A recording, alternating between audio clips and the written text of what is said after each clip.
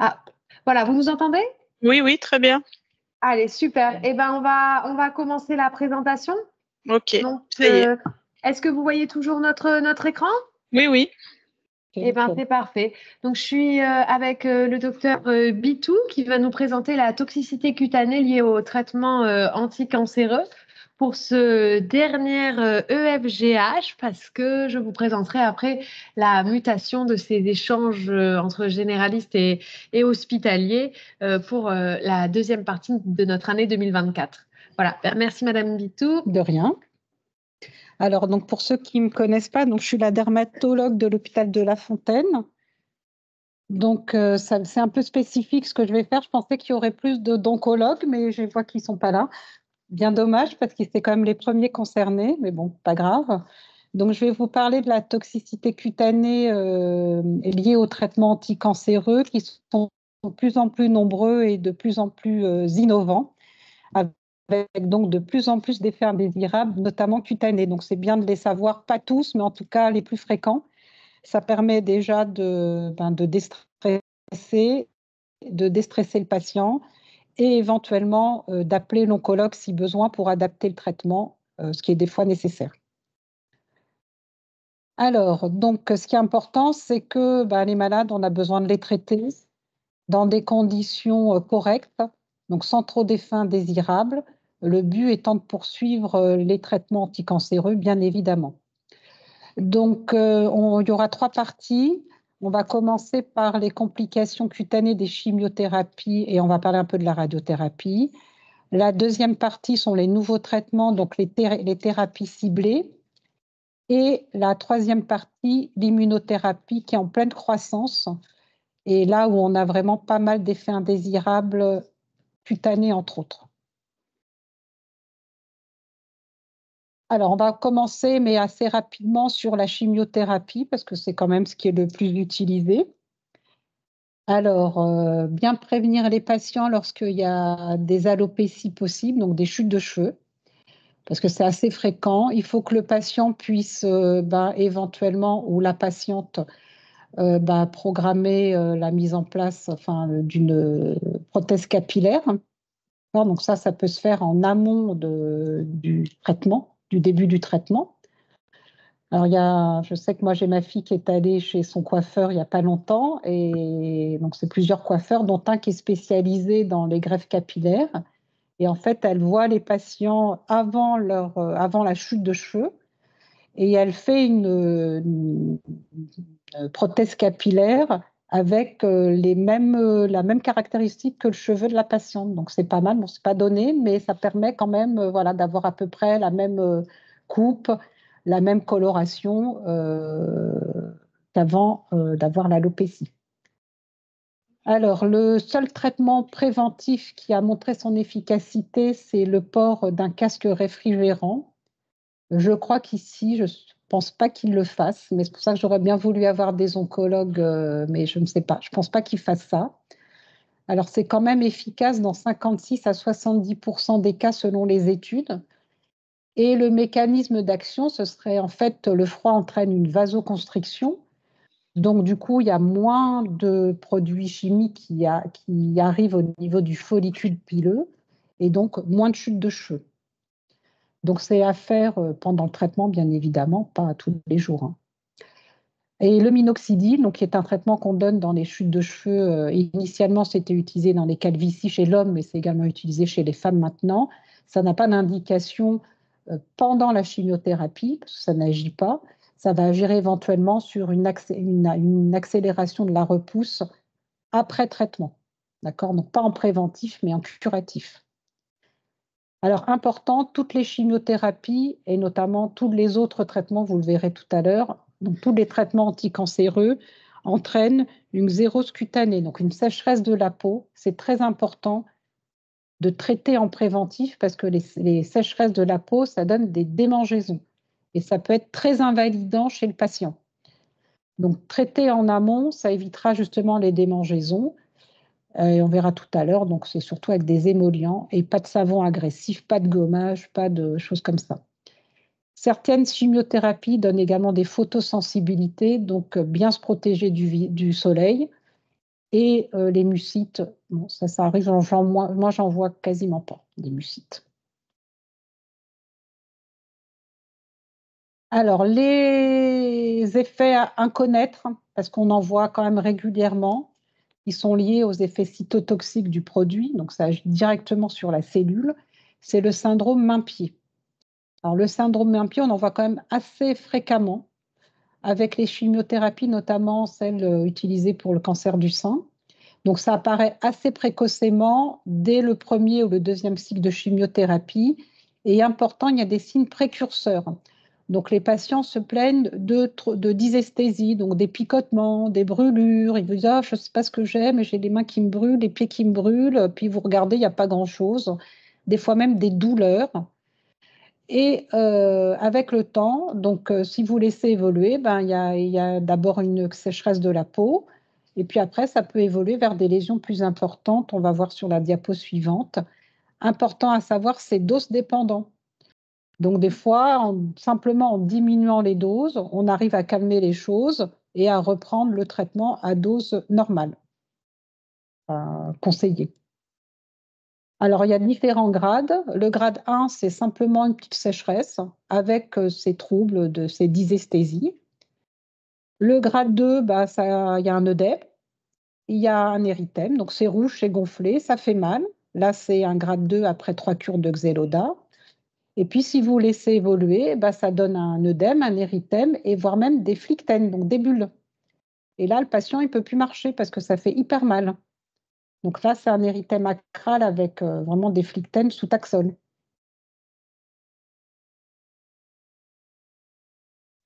Alors, il y a une particularité des taxanes.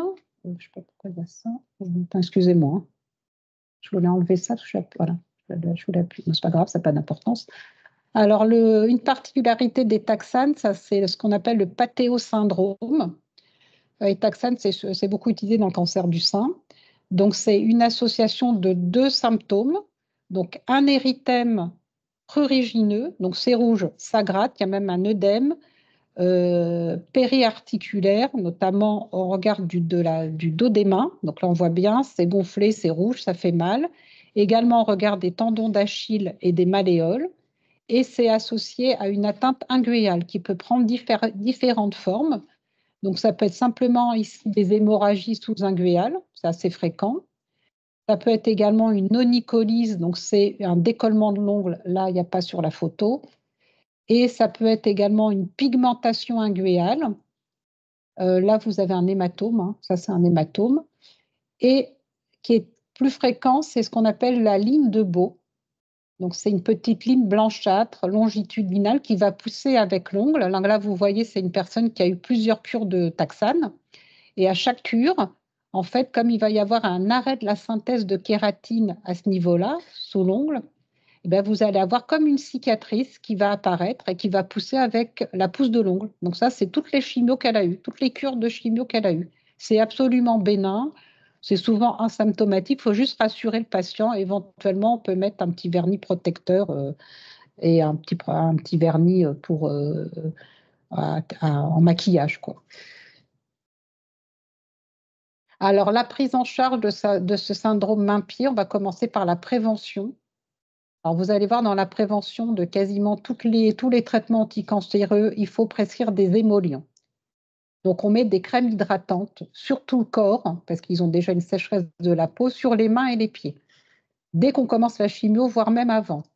Ne pas hésiter, s'il y a des problèmes au niveau des pieds, des corps aux pieds, un hallus valgus, à demander une consultation de podologie préthérapeutique. Conseiller aux patients des chaussures larges, donc soit des chaussures ortho, comme ça, moches, là, soit des baskets. Hein. C'est vraiment les baskets, c'est la chaussure la plus adaptée. Alors, on peut proposer des gants réfrigérés, ça c'est pour l'atteinte également inguéale, Attention, s'il y a un antécédent syndrome de Raynaud, une cryoglobuline, c'est une contre-indication. Et il y a une méta-analyse qui avait été faite en 2014 qui avait montré l'efficacité d'un anti-inflammatoire, le célécoxib, à 200 mg par jour pendant 2 semaines pour prévenir l'apparition des lésions palmoplantaires. Moi, je n'ai pas d'expérience, donc je ne sais pas si ça marche ou pas. Alors, une fois, donc si ça apparaît quand même, donc toujours les émollients, on peut prescrire des dermocorticoïdes dans les grades 1 et 2, et dans les formes sévères, on les met carrément sous corticoïdes péros, et des fois, on est obligé d'adapter la dose ou d'arrêter temporairement, mais ça, c'est vraiment une discussion collégiale avec les oncologues.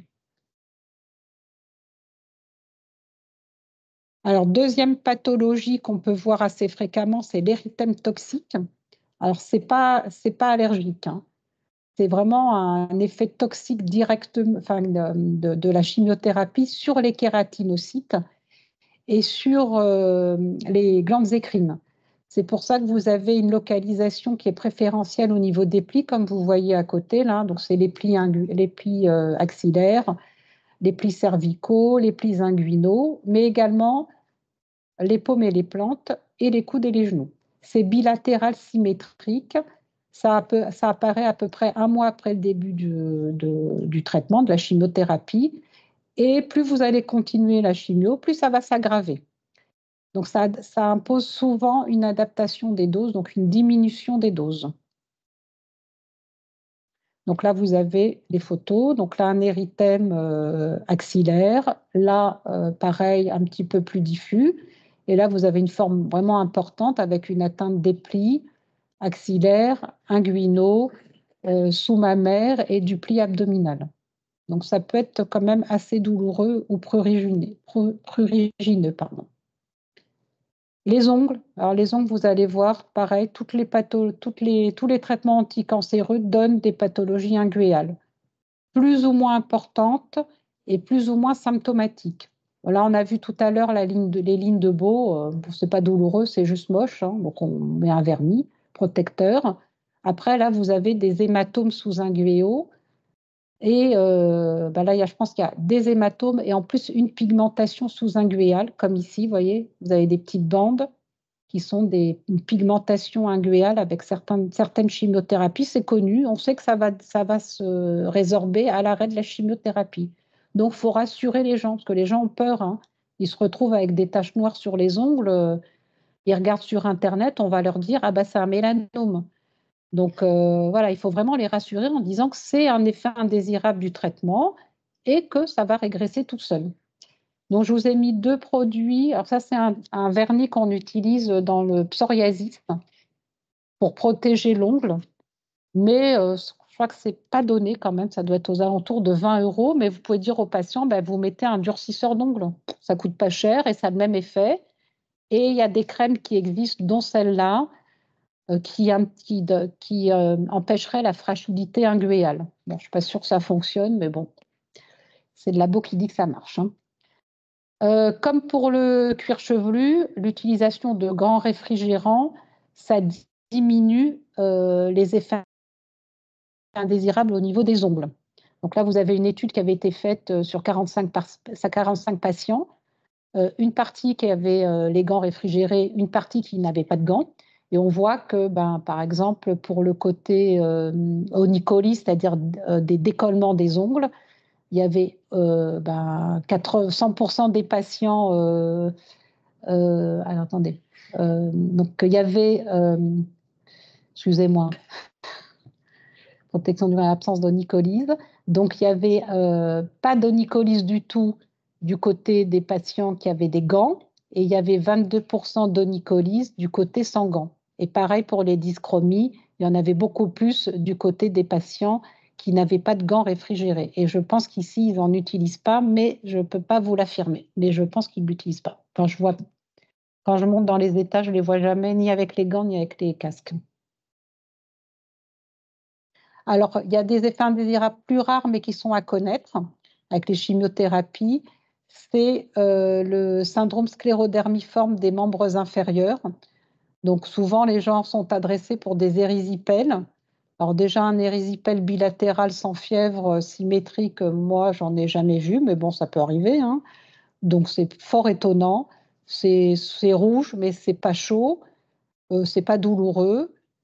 C'est vraiment les deux jambes. C'est rouge au départ et quand vous les voyez secondairement, bah, c'est pigmenté, puis c'est un peu dur à la palpation.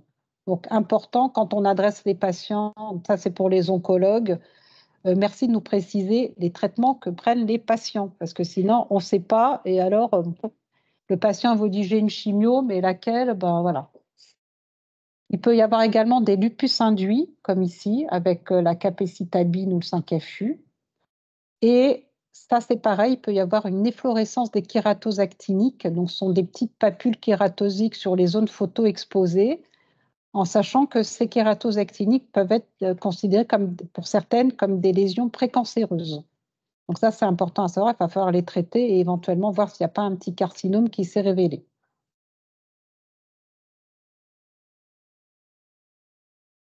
Alors, on va passer à la radiothérapie. Alors, la radiothérapie, bah, ça donne des brûlures, hein, tout simplement. C'est aggravé par l'association à une chimiothérapie ou en association avec les thérapies ciblées, par exemple. Donc, ça donne des radiodermites aiguës, donc ça donne comme un coup de soleil. C'est douloureux. Alors, je me rappelle qu'à l'époque, il y a quelques années, pas si lointaine que ça, les radiothérapeutes interdisaient l'application d'émollients ou de crème. Voilà, il fallait surtout pas mettre de crème pendant le traitement, toute la durée de la radiothérapie. Et du coup, on se retrouvait avec des personnes comme ça, avec des ulcérations, parce qu'on leur interdisait de mettre quoi que ce soit. Donc maintenant, c'est terminé ça.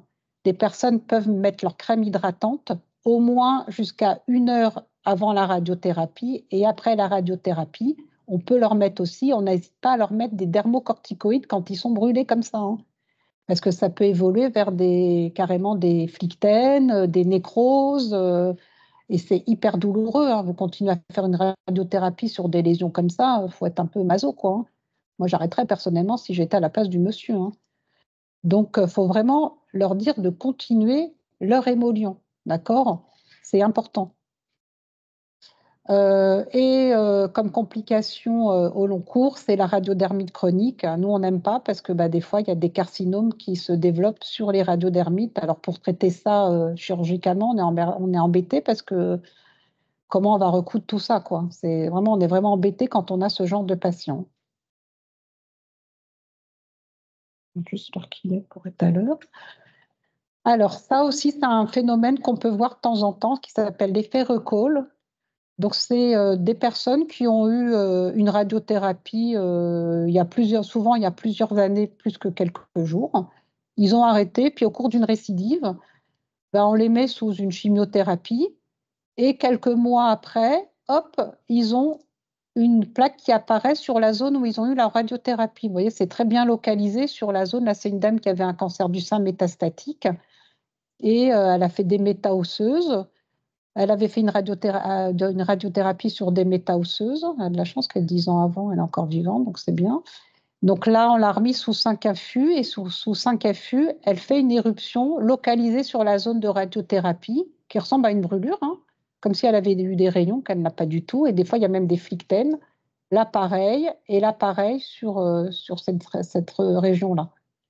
D'accord? Donc ça, il faut le savoir. On met des corticoïdes et puis voilà. Et ça se voit également avec les immunothérapies, certaines immunothérapies. Et c'est très précoce. Souvent, on ne sait pas. On ne sait pas quel est le mécanisme.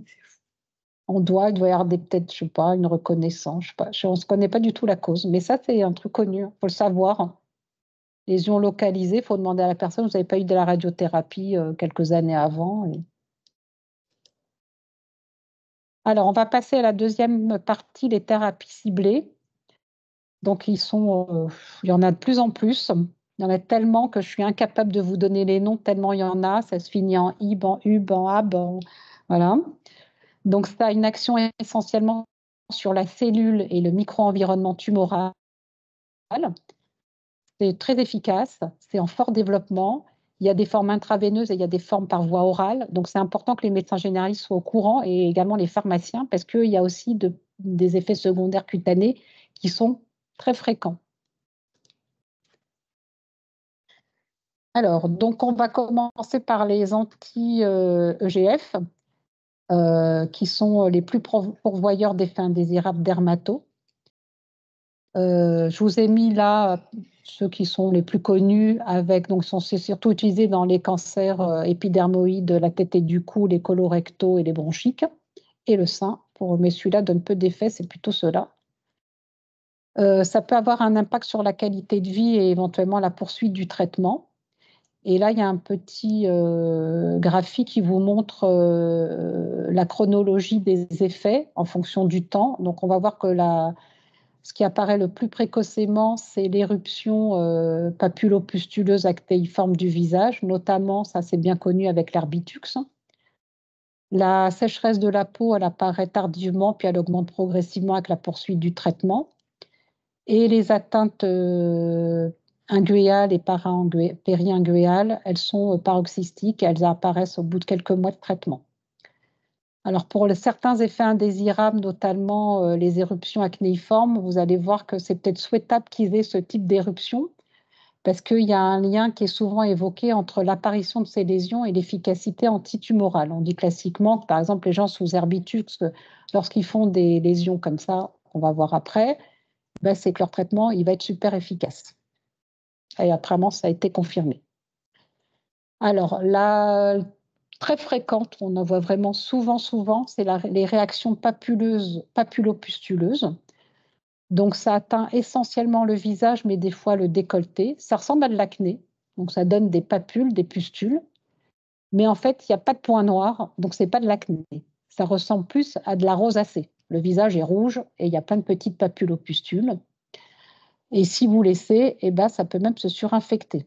D'accord? Là, c'est quelqu'un qui n'a pas été traité, qui se grattait, qui n'était pas bien, ça s'est infecté. Et c'est très gênant socialement. Quand vous vous promenez dans la rue comme ça, alors que vous aviez une peau de bébé, c'est gênant socialement et c'est symptomatique. Donc, il y a un prurite, les gens disent ça gratte, ça brûle, je ne suis pas bien, je vais arrêter mon traitement, c'est pas possible. Voilà. Et c'est très précoce. C'est vraiment des fois 3-4 jours après le début du traitement, les gens ont ça, donc il faut les prévenir. D'accord? Parce que ça concerne quand même entre 50 et 90% des patients. La majorité des patients ont des grattes pas importants, donc ça ne nécessite pas l'arrêt du traitement, bien heureusement. Et surtout, il faut leur dire, on va vous traiter, mais c'est un bon signe. Ça veut dire que vous, a priori, vous répondez bien au traitement et du coup, ça les rassure et puis ça leur fait du bien moralement. Alors, c'est en fait le même traitement que la rosacée pour ceux qui connaissent. Donc, dans les formes mineures, on les traite par métronidazole en crème. Moi, c'est surtout ce que j'utilise parce que l'érythromycine et la clindamycine sont des lotions, c'est alcoolisé, ça pique. Et ils sont déjà symptomatiques, donc pas génial. Et on peut également utiliser des corticoïdes locaux ou des crèmes à base de zinc, comme Dermalibour, les produits pour bébés, pour les fesses des bébés, par exemple, ça marche aussi relativement bien. Dans les formes plus importantes, vraiment profuses, avec une atteinte du tronc, on les met sous cycline. Moi, j'utilise en général, comme dans l'acné, 100 mg par jour pendant au moins 1 mois et demi, 2 mois. La limécycline, c'est le tétralysal. C'est la même chose, hein, qui est utilisé à une gélule par jour, de 300 mg par jour. Plus ou moins un traitement local associé. On peut mettre un émollient. Et chez les femmes, voire même les hommes, on peut leur dire qu'elles ont le droit de se maquiller. D'accord? Là, c'est pas de maquillage, ça change la vie. Hein, d'accord? Ils ont le droit de se maquiller. Dans les formes très importantes surinfectées, avant, on utilisait cet appareil, ce que j'avais quand moi j'étais interne. Ça s'appelle un Lucas championnaire qu'on n'a pas ici. Donc, c'est en fait l'équivalent de pulvérisateur. Vous savez qu'on achète, il y a des pulvérisateurs d'eau. Alors, ce n'est pas de l'eau thermale, c'est des pulvérisateurs à base de zinc. Ça s'appelle zéro zinc. Et ça permet de calmer l'inflammation et de décoller les croûtes.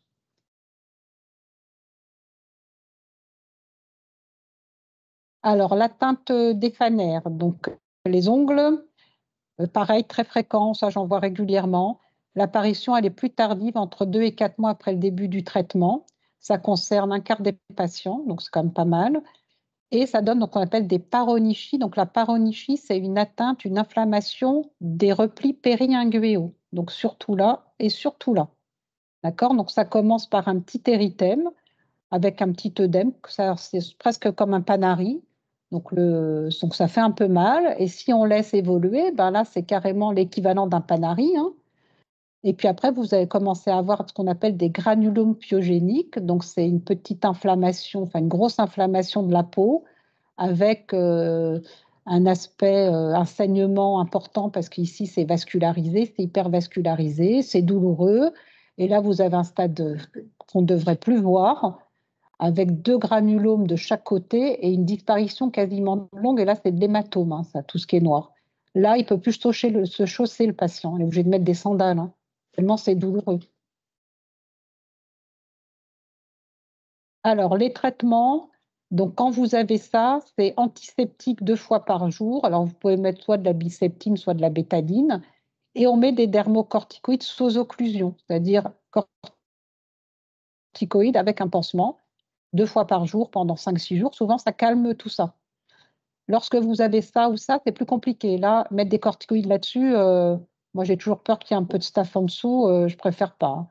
Donc là, moi, je mets quand même soit un antibiotique local, fusidine ou mupiderme, et puis là, un peu de nitrate d'argent tous les jours pour essayer d'enlever cette zone-là hypervascularisée. Si ça ne fonctionne pas ou dans ces stades-là, il ne faut pas hésiter à les mettre sous augmentin. Et puis, des fois, dans des stades comme ça, c'est vraiment une cure chirurgicale des 2 zones-là. On n'a pas le choix parce que là, on ne peut pas traiter, hein. Alors, donc, toujours important dans les traitements anticancéreux, c'est les conseils avant le traitement. D'accord? Vous allez voir un traitement qui risque de vous donner une atteinte autour de l'ongle, des pseudopanaries, donc des mains, des pieds. Donc, ne pas toucher les cuticules, hein. On n'enlève pas la peau qui est là. Donc, pas de soin de manucure. On ne coupe pas les ongles trop courts. Là, il est coupé trop court. On le coupe plutôt comme ça, en carré, là. Là, c'est pareil, c'est trop court, donc ça rentre sous la peau, ça s'infecte. On met des gants pour faire le ménage, la vaisselle. On peut mettre un petit vernis protecteur sur l'ongle ou un durcisseur d'ongles, il n'y a pas de risque. Voilà. Et puis on doit s'hydrater les mains matin et soir ou après chaque lavage de main. Et idem pour les pieds. Alors l'atteinte, toujours dans l'atteinte des phanères, donc il peut y avoir une chute de cheveux, donc une alopécie. Alors on dit qu'elle est de type androgénique, c'est-à-dire qu'elle ressemble en fait au calvitie des hommes, pardon, avec, avec les golfes frontaux qui sont dégarnis, vous voyez ici, comme les hommes. Et puis les cheveux, ils prennent une texture un peu particulière, ils sont cassants, ils sont frisottés. Ça, c'est pareil, on avertit le patient. Parce que c'est traumatisant de se dire, mince, on m'a dit que j'avais pas les cheveux qui allaient tomber. Et puis du coup, bah, j'ai quand même les cheveux qui tombent, mais pas en totalité. Puis mes cheveux ils sont bizarres, j'arrive pas à me coiffer. Bon, il n'y a pas de traitement, mais il faut les avertir. Il peut y avoir une hypertrichose faciale au niveau des joues. Là, on voit un petit peu, mais ce n'est pas énorme. Et le plus important, c'est les cils. Donc, au départ, ben, la personne a dit, oh, c'est bien, j'ai des longs cils, c'est super, c'est beau et tout, génial. Sauf qu'au bout de quelques mois, ben, il y a un amas des cils, ici, qui vont se recourber, qui peut même rentrer et donner des kératites. Et puis là, ça devient très gênant. Donc là, on coupe les cils. D'accord? Stock. Sinon, bah, le patient, là, et puis là, c'est quand même pas ça, hein. Esthétiquement, voilà, quand même pas génial.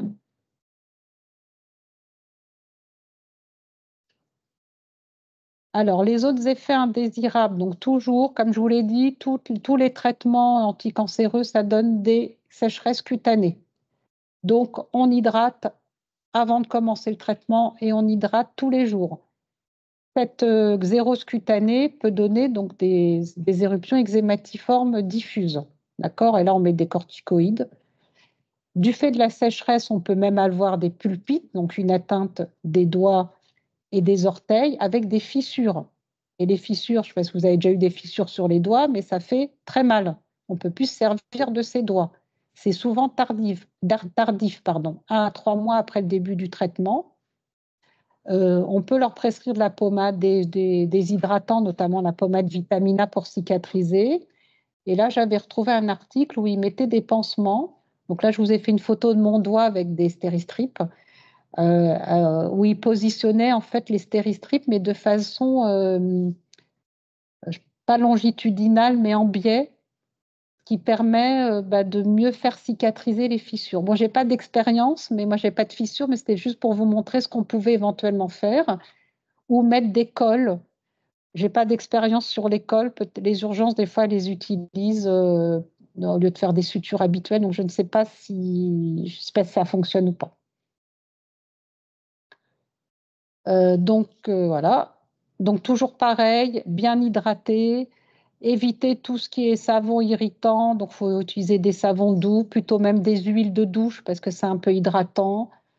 Bien se protéger les mains quand on fait la vaisselle, etc. Voilà. Essayer au minimum d'éviter que cela apparaisse. Et puis des fois, quand c'est très important, on met des dermocorticoïdes locaux, hein, parce que ça fonctionne quand même relativement bien dans ce type de lésions fissuraires, plutôt en pommade, parce que c'est bien gras, et du coup, ça a un double effet.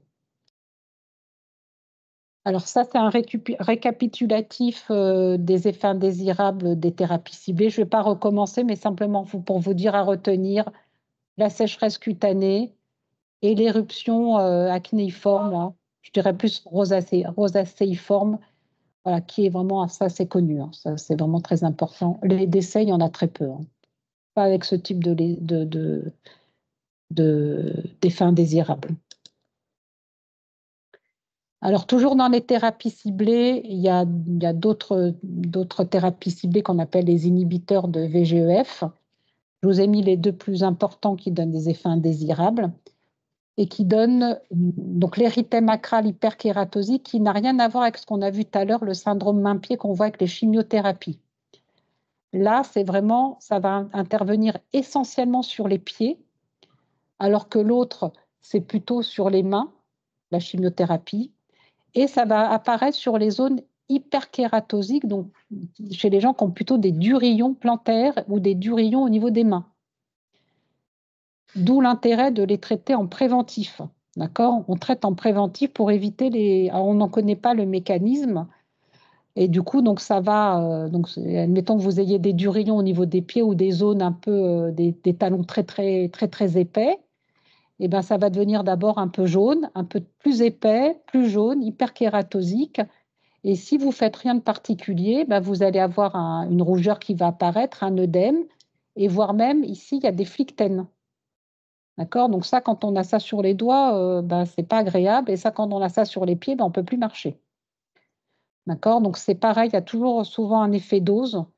Donc des fois, on est obligé de diminuer la dose du traitement, voire même dans les formes très importantes, donc j'ai d'arrêter parce que les gens, ce n'est pas possible. Ils n'arrivent plus à marcher, ils n'arrivent plus à vivre. Alors, donc là, vous avez le grade 1, donc c'est un érythème avec un petit œdème. Le grade 2, il y a un œdème, un érythème, et là, il commence à y avoir une hyperkératose. Et puis, grade 3, vous avez carrément un décollement. Là, il y a même des grosses plaies, carrément ça ressemble presque à un mal perforant plantaire. Donc ça, c'est impossible de vivre avec ça, hein. Donc, prévention, comme je vous l'ai dit, les soins pédicure avant le traitement, il ne faut pas hésiter. On peut donner des traitements kératolytiques en préventif, donc c'est des crèmes à base d'urée, comme le Xérial, par exemple. Xérial 30, c'est à base d'urée, c'est pour les pieds très très secs, et les durillons, mais pas trop importants, ou des préparations à base d'acide salicylique, ça décape. Leur dire qu'il faut mettre des chaussures amples, des chaussettes en coton, pas trop serrées, etc. C'est vraiment la prévention. Et après, une fois qu'on a ça, c'est dermocorticoïdes dans ce stade-là. On peut mettre un peu de kératolytique sur les zones un peu comme ça, kératosiques. Et puis là, c'est carrément des traitements protecteurs comme les hydrocolloïdes, hein, comme fil Duofilm qu'on met et qui vont protéger la peau, faire une double peau, en même temps améliorer la cicatrisation. Donc, comme je vous l'ai dit, adaptation des doses souvent dans les formes comme ça, voire même un arrêt temporaire. Alors, c'est pas sûr qu'en reprenant le traitement, il y ait à nouveau les mêmes effets indésirables. En tout cas, je pense que dans ces formes-là, il vaut mieux reprendre le traitement à faible dose. D'accord ? Les autres effets indésirables, je vous ai mis les plus fréquents. Donc, ça c'est drôle. C'est une décoloration des poils et des cheveux. Comme ici, là, vous voyez, il a une décoloration de ses sourcils. Là, il y a une décoloration de la peau avec un aspect particulier avec les inhibiteurs de VEGF. C'est que vous avez un aspect zébré du cheveu. Donc là, c'est quand il n'y a pas de chimio. Blanc, c'est quand il y a eu la chimio. Là, il n'y a pas de chimio. Donc ça donne un aspect zébré puisque la canne ici, donc le cheveu blanc, il va apparaître à chaque cure de chimio. Il y a souvent une modification des cheveux qui sont plus frisés et secs, avec surtout le sorafénib. Et avec ce médicament-là, donc le sorafénib, il y a un érythème facial qui concerne plus de 50% des patients avec un aspect de dermite séborique. Vous voyez, là, il y a un érythème, s'appelle. C'est l'équivalent d'une grosse dermite séborique, mais très, très importante avec un œdème. Ça atteint les autres parties du visage. Ça peut être quand même un petit peu invalidant, mais ça régresse tout seul spontanément. Donc, il faut juste avertir le patient pour pas qu'il s'inquiète. Et les hémorragies, donc ça, c'est très fréquent, hein, les petites hémorragies sous-inguéales. Donc, c'est des petites lignes un peu rougeâtres sous les ongles qui ne sont asymptomatiques, hein. Là, j'ai mis, c'était surtout pour les oncologues, parce que ça, on en voit très rarement. Donc, il peut y avoir donc des ulcérations, notamment des membres inférieurs qui ressemblent, ça ressemble à ce qu'on appelle un pyoderma gangrénosum, qui est un ulcère un peu particulier. Ça fait partie des dermatoses neutrophiliques. Et il peut y avoir, là, je pense que c'est une calciphylaxie, mais il peut y avoir des fois des vascularites nécrotiques des membres inférieurs.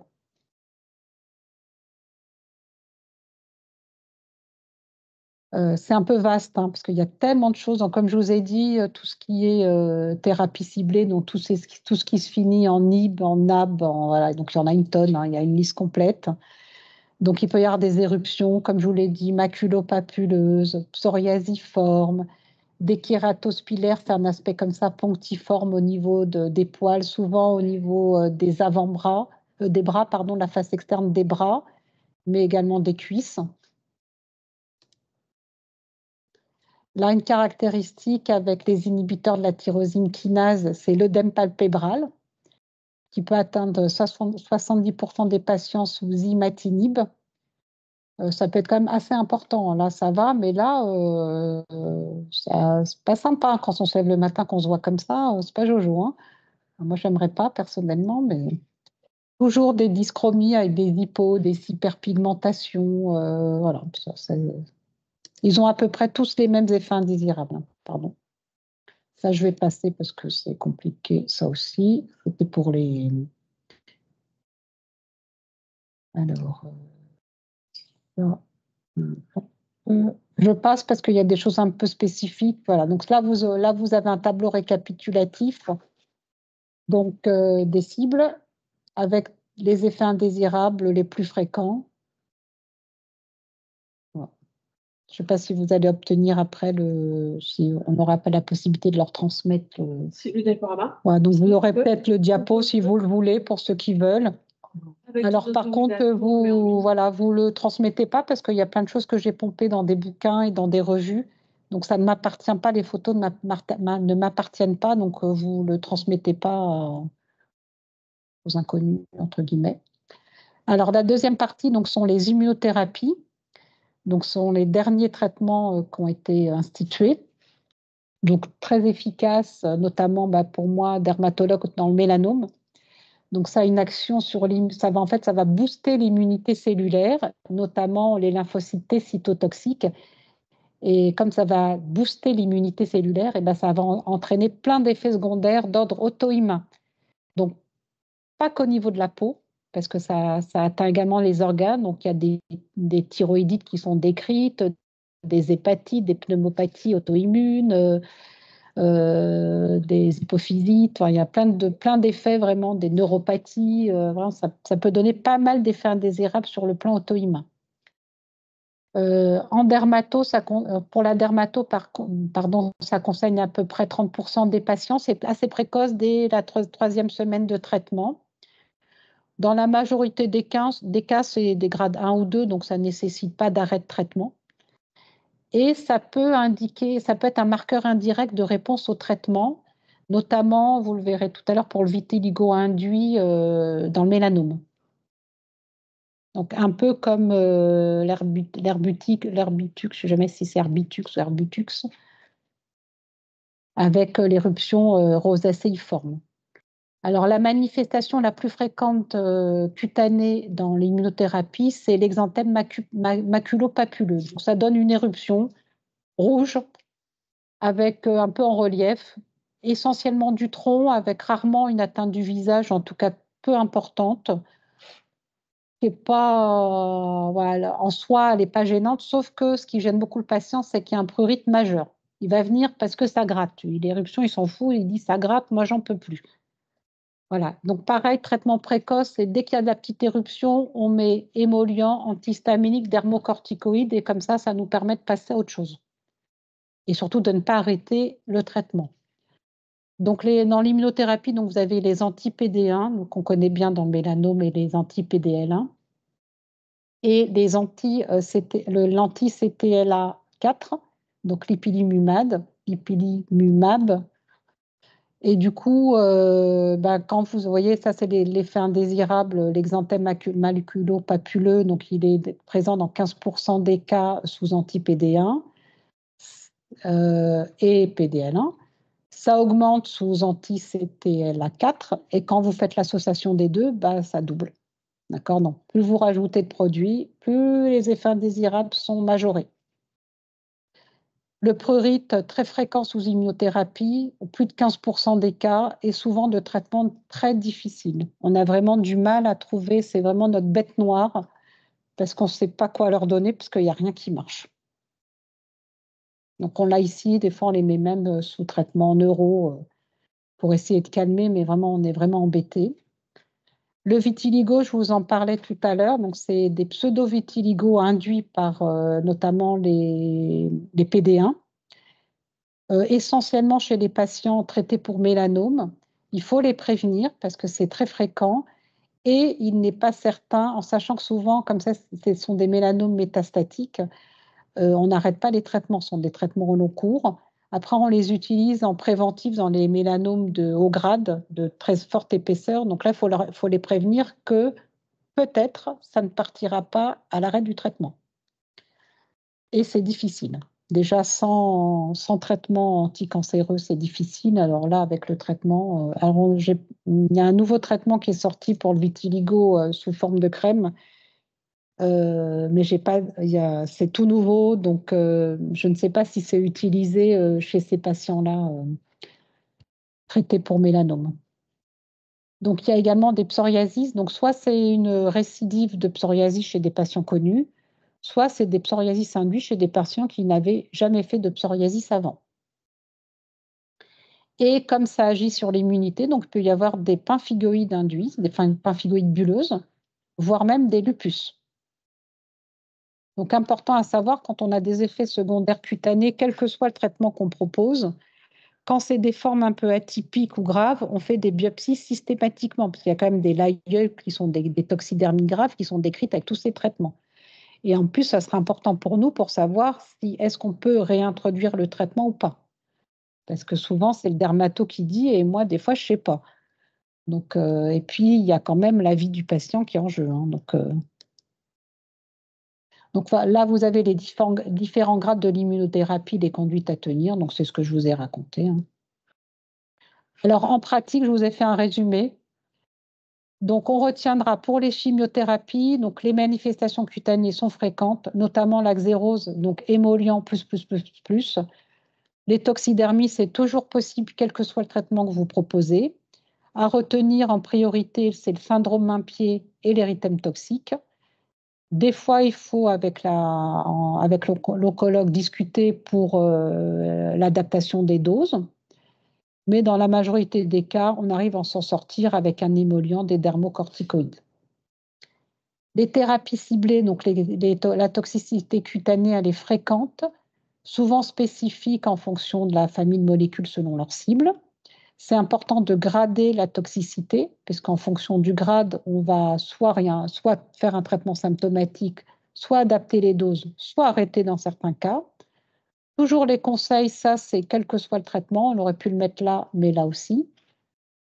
Pathologie, la dermatose les plus fréquentes, donc c'est l'éruption, moi je dis plutôt rosacéiforme. Voilà, la prévention et les paronychies parce que c'est ce qu'on voit le plus souvent. Les immunothérapies, donc les dermatoses sont habituellement peu sévères. C'est dominé par les éruptions maculopapuleuses et c'est souvent le prurite qui est prédominant. Il y a des cas sévères qui ont été décrits avec l'ipilimumab, donc des toxidermies sévères avec des morts. Ils ont à peu près le même profil des fins indésirables. Retenir les éruptions lichénoïdes psoriasiformes, voilà, ça c'est connu.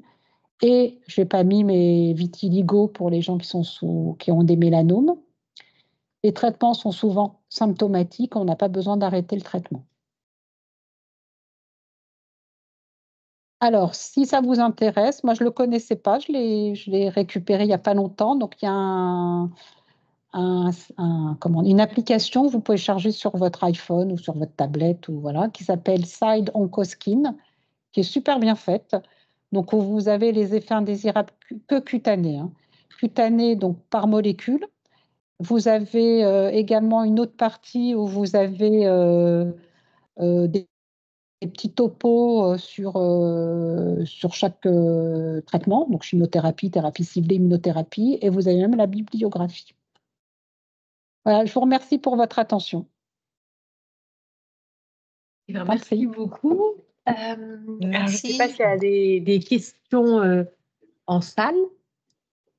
Un arrêt des traitements d'immunothérapie, moi j'ai déjà vu des thyroïdites et qui ne se résolvent pas en fait.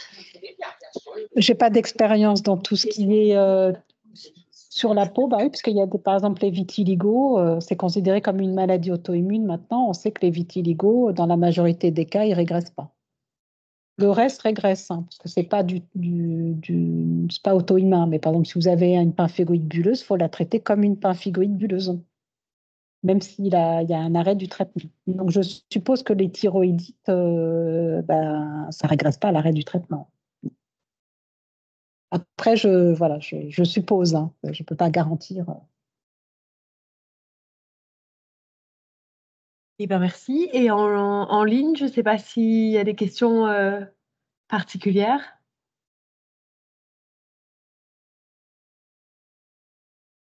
Non, bah apparemment non. Ça a le mérite d'être dense et clair. Est-ce qu'il y avait des oncologues chez les personnes présentes? Non, j'ai pas l'impression dans les noms, là, j'ai pas l'impression. Je ne connais pas. Ok. Eh ben, merci beaucoup, De Dr rien. Bitou. De Et rien. donc voilà, j'en profite pour dire qu'en effet, c'était le dernier EFGH sous cette forme-là pour le moment. On va essayer de plutôt faire des échanges de formation généraliste hospitalier avec plutôt une forme sous séminaire. Le prochain qui aura lieu de mémoire, il est le 1er juin et c'est de la diabétologie. Et vous allez bientôt recevoir une invitation pour une conférence grand public sur la migraine qui aura lieu le 14 juin, le matin, à Saint-Denis, à l'auberge municipale. Donc ça sera une conférence grand public où, bien entendu, donc les patients, médecins et population aussi et générale est invitée. Et après, on se retrouvera au mois de septembre pour une formation sur le bon usage des antibiotiques et de l'antibiothérapie qui sera ouvert aux médecins généralistes. Et voilà, globalement, on va essayer plutôt de faire des séminaires et des ateliers comme ça que des EFGH mensuels parce que pour probablement diverses raisons, on sent que ça s'essouffle et soit le format, soit le jour, ou soit les thématiques ne correspondent plus aux attentes actuelles. Mais par contre, si à un moment donné, ça doit renaître, n'hésitez pas, surtout côté généraliste, à nous faire part de vos choix ou de vos besoins. Voilà, merci à tous et à toutes. À bientôt. À bientôt, merci. Merci. Oui, au revoir. Au revoir.